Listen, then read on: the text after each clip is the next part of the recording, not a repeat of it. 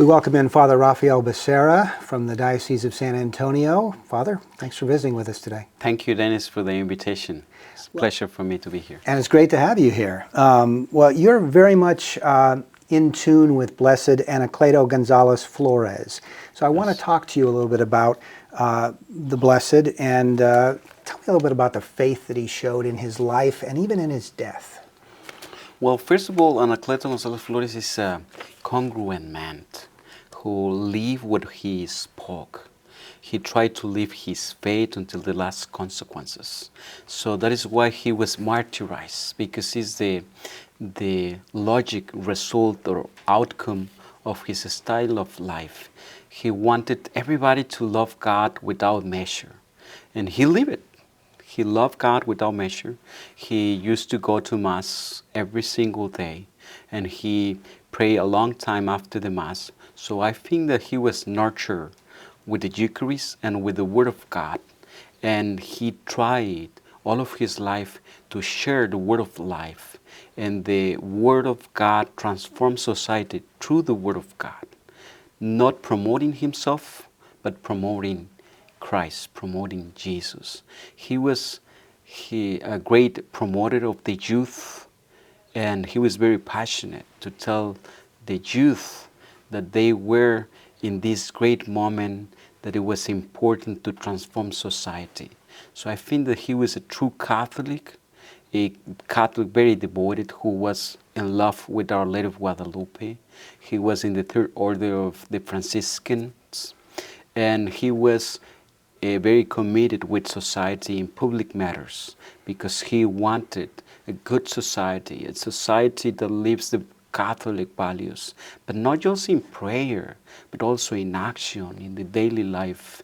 So what I want to say is that Anacleto promoted organizations and unity. He always wanted people to be better, to people to live good, people to live in peace, people to live in harmony. So I think. Yeah, and he stood up for religious liberty in the Cristero War. He was very brave, right up until his last breath, when his last words at his execution were, "I die, but God does not die." That's remarkable. Yes, that is remarkable. And he also was, we think it in the Cristero War, was a persecution from the Mexican governor, from the Mexican government.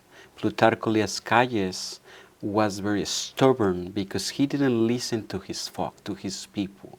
And he was pushing the Article 130 in the Constitution against the living of the faith in Mexico. 99% of the time of the people in Mexico, they were Catholics, and he didn't want to listen. So Anacleto Gonzalez Flores had a movement called the Popular Union, with more than 50,000 people that were in that association, in that unity. And he was the leader, and he was very effective in that organization. So Anacleto Gonzalez Flores was the leader of the movement of defending religious freedom in Mexico, because in the national level they saw him as this leader able to defend religious freedom, because he has his history, and then he became the intellectual leader of this movement of defending religious freedom. And he gave his life and all of his talent in organizing the Catholics in Mexico for defending their values, because it is not right that any government, any ideology just gives you the right to believe in whatever you want to believe. So Anacleto Gonzalez Flores was persecuted by the government and finally martyrized on April the 1st, 1927. And he said this last word, "I die, but God never dies," which is amazing. It's amazing. I think that is a cried out. He cried out this phrase, trying to say many, many things, because imagine that if he was a leader, what will of those who were followers of him will say? Our leader is dead. There is no more need for fighting. But he was telling them, this is not about me. This is about Christ the King. If I die, doesn't matter. You need to continue this movement of defending religious freedom. But also imagine the executors.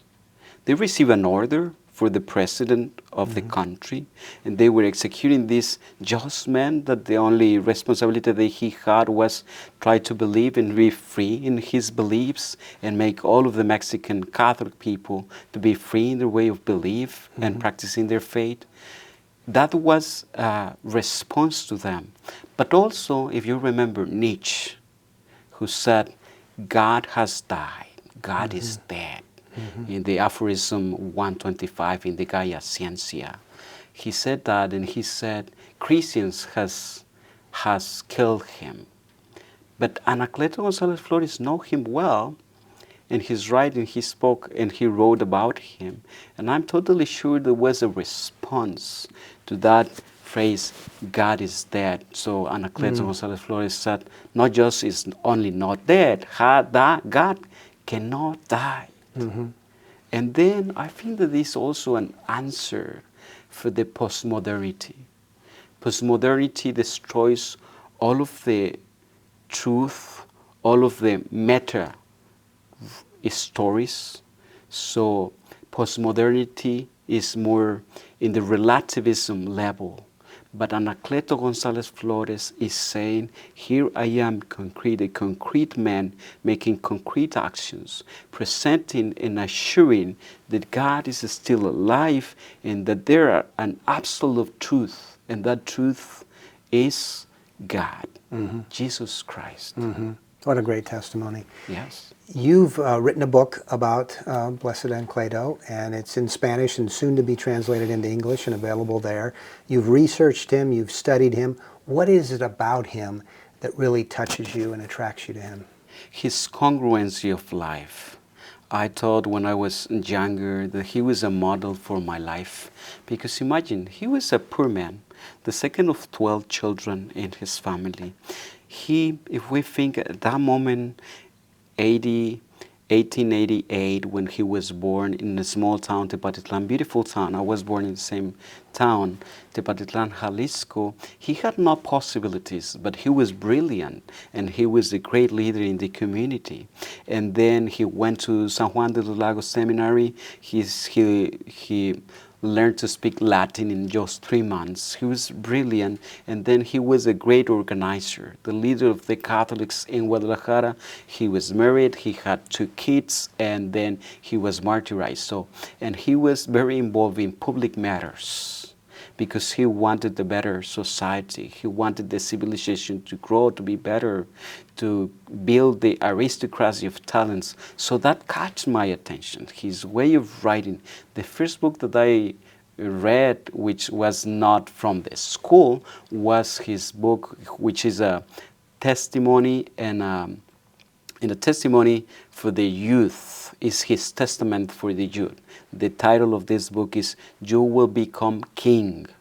So I read that book, and it was a challenge for me because it was very difficult to read, because it is a lot of universal culture embedded in there, a lot of characters in the history, a lot of historical events, and I said, oh my gosh, I cannot read this because I don't understand it well, because I don't know very well that history and that culture.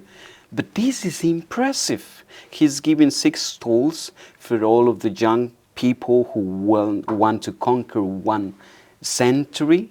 And he's very brave, very inspirational, and he liked to give public speeches. And I like it too, since I was very young. So I identify myself with him because I was born in the same hometown. I was baptized in the same baptismal form that Anacleto Gonzalez Flores. I grew up in the same parish neighborhood that he was born. So I identify myself with him. And also, before the seminary, I thought that I would like to become like him. Because I wanted to be married, I wanted to have kids, and I wanted to be involved in public matters, but at the same time to be a very congruent Catholic who defends my faith as he did it. But finally, God called me to another endeavor.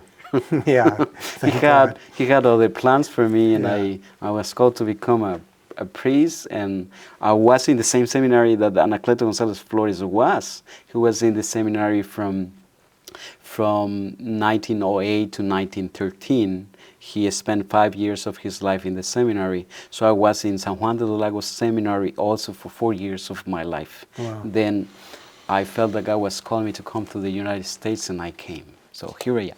And when you travel around to promote the cause for sainthood, you bring with you a relic of Yes. Blessed Anacleto. Tell me a little bit about the relic and the story behind that.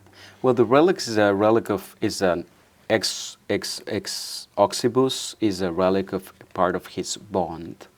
And it was interesting because I was in Guadalajara and I requested one of the relics, and I went to the canonization house in Guadalajara, and the priest in charge told me, there are no more relics, there are no more bond, because he is very requested.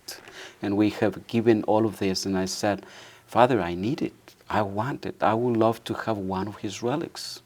And he said, well, I have a meeting, I'm sorry, have a meeting in the Archdiocese. If you want, make the formal requesting in the Archdiocese of Guadalajara. And I said, are you going there for a meeting? Yes, I am meeting Archbishop of Guadalajara. And I said, well, I will go with you. And then we went, and I went and did the formal requesting. And then he was in the meeting with Archbishop for at least 3 hours, and I waited there. And when he went out, he said, are you still here? Yes, I came from a relic. He said, you are crazy. We don't have more relics. It is authorized. You said that I needed to request. The request is done, and they address it to you. And he said, but there are no relics, no more pieces of his bones. I said, well, if you want to get me back, I will drive with you.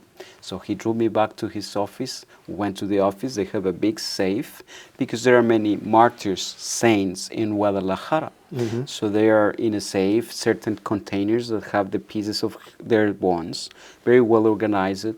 And he opened the safe and said, look, there is no relics, no more bones for Anacleto Gonzalez Flores. I said, I'm sure that maybe here. And I was looking, and there was a container in the top. So I took it and said, here it is. And it says the name of Blessed Anacleto Gonzalez Flores Bones. And I said, Father, here it is. And he said, oh my God, yes, you really wanted, and he wants to be with you. So sometimes it's very difficult for cut it off a little piece. Mm-hmm. So he said, I will allow you to cut the piece of the bone. Mm-hmm. But you will see that it's difficult. Mm-hmm. If it is not possible, you won't have your relic today. I said, you will see that today will be like a batter. So I did it very easy. I took my relic, and he said then, but we do not have the cases, the little reliquary in which we place the relic with the name. I said, no problem, it doesn't matter. I will put it in a beautiful case, in a reliquary. I just need the certificate. And he said, yes, I will give you the certificate. That's great. Because it's already authorized. But he said, I want you to promote it, not to keep it for you, but promote it. Mm-hmm. I said, absolutely, I will do it. Mm-hmm. This is my passion. I will do it. You're doing it. Yeah. So I'm trying to do that. Yeah, you certainly are. I have to ask you, do you see any comparison between the threats that Blessed Anacleto faced in the Cristero War back in the 1920s with what Catholics face around the world today in the fight for religious liberty? Yes, there are many similarities, and the issue is with ideologies.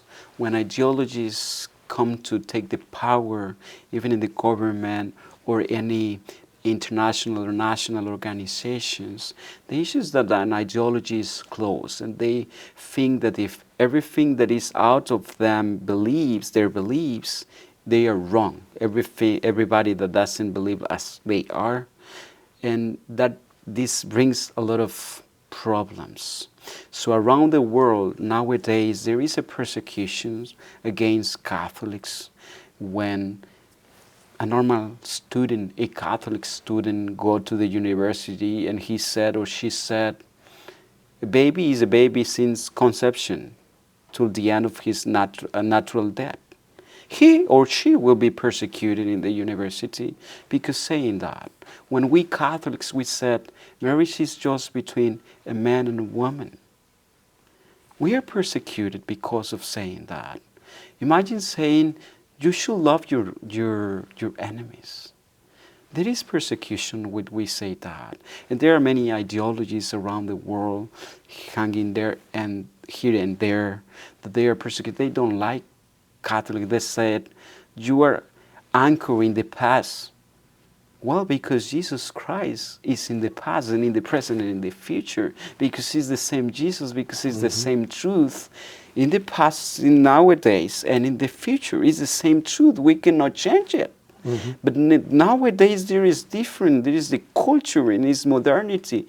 Yes, but Jesus is the newest, and He is still the truth and the way and the life. So there are many threats. The issue is not that there are threats against Catholics. I think that the issue is, are there many brave men and women open to give their lives in defending their faith? Sometimes we might be lacking of that courage, of being congruent and living our faith in a congruent way and having this desire to do whichever is necessary to defend our faith and the love of God. For sure, our first commandment is to love one another as He has loved us. But being smart also, and be brave to say the truth everywhere, every place. And along those lines, what is it that a Catholic in the Diocese of Lincoln in the middle of Nebraska can take away from Blessed Anacleto's life and apply to their life, everyday life here? I think that he wanted to be here. I don't know how Zara knew about Anacleto Gonzalez Flores, and she was inspired to write a script to present a play, and then now in Lincoln, in the middle of Nebraska, in the middle of the United States. I think that Anacleto Gonzalez Flores wants to cross the borders and to let you know something, to let you know that there is also possible unity, organization, and action. Those were his three principles: unity, organization, and action. By loving God with all your heart without measure, and by loving our Mother, Virgin Mary, Our Lady of Guadalupe, with all your heart. So I think that there is still need in the midst of the Catholicity, unity, organization, and action. We cannot be Catholics just praying inside of our houses. We need to go to the public matters to say these are our values, this is our faith, we want to live it freely. Father Rafail Becerra, thank you so much for your time today and for enlightening us a little bit about Blessed Anacleto. You're welcome. Thank you for having me.